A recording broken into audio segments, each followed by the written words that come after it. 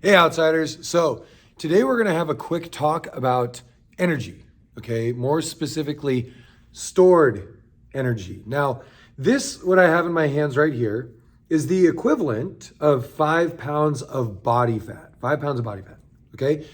Now, if you put that on the body, that's a significant amount. Now, it's generally not going to be this chunked and it wouldn't be in this position or in this shape necessarily, okay? It's going to be thin and it's going to be spread throughout the body. But as you can tell, it's a pretty significant amount of mass, 5 pounds. Now, when we look at body fat versus say like a 5-pound dumbbell, one is going to be much smaller, one's obviously much larger. So what we want to think about first is what is it? And then the density, right? So when we look at, we're going to simplify this in a big way, okay? So when we think of this 5 pounds, okay, we want to think of that in terms of stored energy, okay? Energy that we have consumed. Whoa, I'm shaking. I set it up and then it almost fell. Energy that we've consumed or ingested and we've never used. So stored energy, okay? Now, when it comes to burning that additional energy, there's basically 3 different things we're going to look at, okay? And this is going to be in terms of calories. So if we wanted to keep our body the same and not change anything, keep all of our little 5 pounds of fats, everything, that would be at maintenance, okay? Maintenance calories, that keeps us the same. Now, we could be the same weight in terms of calories, but different composition, and that's going to be another video. But as of right now, we just want to talk about stored energy. So if we're consuming the same amount of energy, all things stay the same, we don't burn anything else, that's going to be what we call maintenance, okay? Second is going to be called surplus.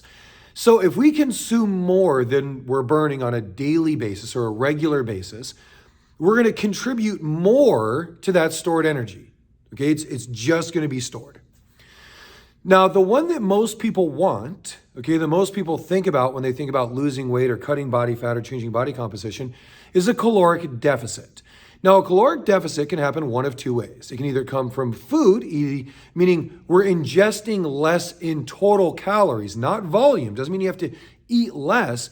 It just means you're consuming less in terms of calories, okay? The potential for stored energy is less.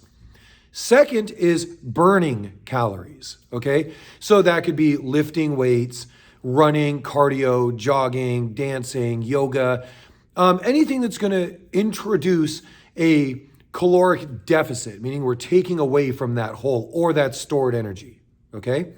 Now, when we think about our diets, and we're going to bring up our example again, most diets you see, okay, and it doesn't matter which ones they are. I mean, some super famous ones we can look at like Nutrisystem, okay? Or if you look at some of the fitness stuff, like the different machines or the different memberships you can buy, and they give you a mechanism to ride on. They're good, right? They're good. They work, right?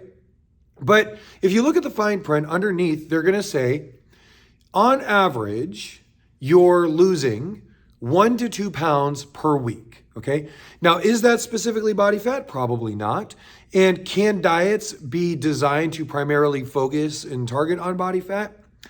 They can, okay? But it also depends on where we're starting. But when we look at this, most diets, when we're looking at the body fat percentage, when well designed by a qualified coach, you're going to be losing this much, say about 5 pounds, anywhere between 2.5 to 5 weeks. So that's 1 to 2 pounds per week of body fat with a well-designed diet.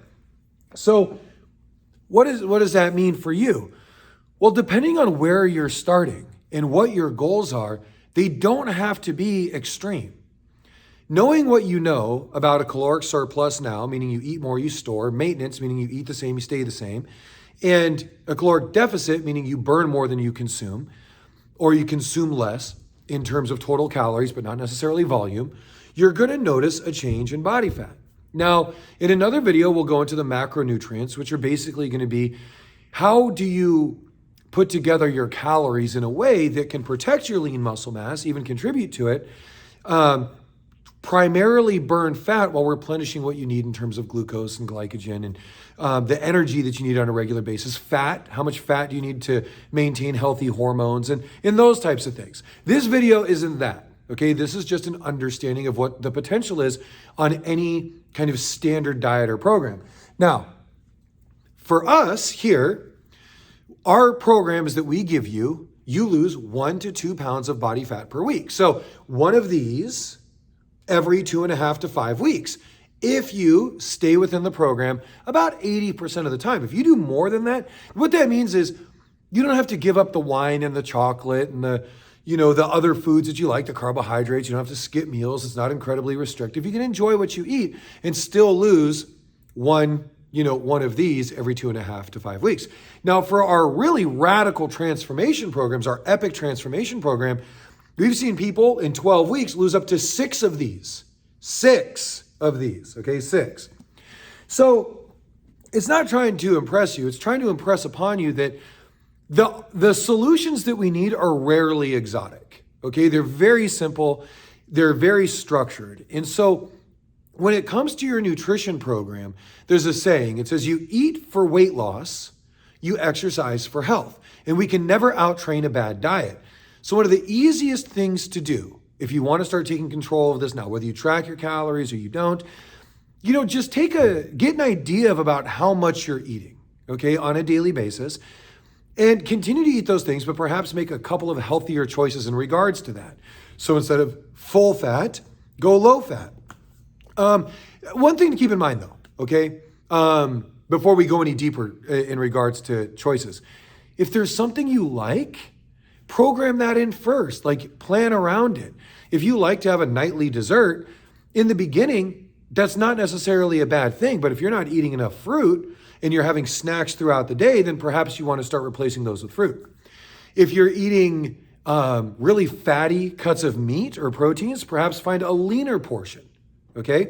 If you're not eating vegetables because, whether you don't like them or it just doesn't come top of mind, try to find vegetables that you like and begin to incorporate them for volume and fullness, but ones you like first, and then we can modify that as we go. If we find that we're eating a lot of fried foods, perhaps try to find similar varieties that are either broiled or baked or prepared in a different way that are going to be slightly more healthy, okay? But just as a whole, the little things add up. Now, if we take our 5 pounds, okay, and let's say we want to lose 1 pound of body fat a week, just 1 pound. We have 7 days in a week, and a pound of fat is generally comprised of about 3,500 calories, okay? Which means if we want to lose a pound of fat between exercise and diet, or diet and exercise, whichever you prefer, you want to burn about 500 calories or create a 500 calorie deficit on a daily basis. So what does that really come down to? Well, that can be a 250 calorie exercise and removing 2 pieces of bread, right? 2 pieces of bread. That could mean removing mayonnaise and using mustard. That could mean cutting back on 1 or 2 of the fried dishes that you generally have. That could mean walking just a little bit more and putting together different variables to get there. So let's say you do 100 calories in walking, 200 calories in exercise, and 200 calories in diet. But for most people, you're going to find that the easiest way to do it is in your diet. You're going to find that by making small changes, you can have dramatic results in your body by learning the correct things. So hopefully this video has helped. If you need help learning more about the correct things, send us a message and let me know. If you're a part of our program, you have your meal plan. So that's going to give you the structure, the details, the food options to select, the percentages, and where you need to focus on a regular basis. So I hope this helps. Have a wonderful day, and I'll see you in the next video.